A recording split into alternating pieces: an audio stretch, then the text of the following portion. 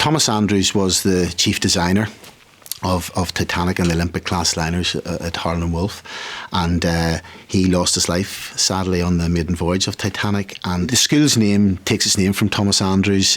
The school was started in 1973 and based in the Andrews Memorial Hall, along with some mobile classrooms. A few years ago, when we were clearing the Andrews Hall out, we discovered this bottle.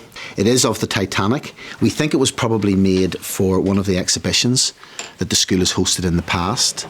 And for us, it reminds us of the legacy of Thomas Andrews and reminds us about the story of Titanic. And it's an artefact, it's an historical artefact in itself.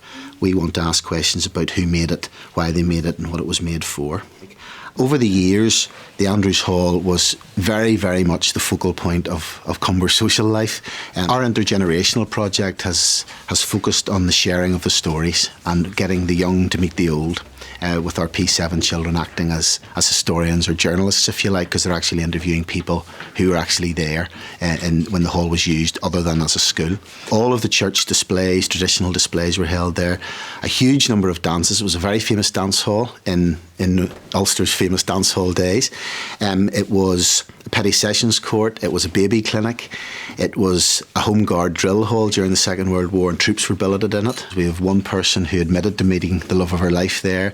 We have other people who admitted to sliding down the banisters, which is quite fun for the children to hear, because obviously they might get into a little bit of bother if they did that today. One of the lovely stories we've found is that one of our current pupils, a P6 boy, his grandfather worked for the Andrews family for some 60 years and is actually still doing a little bit of bits and pieces for them.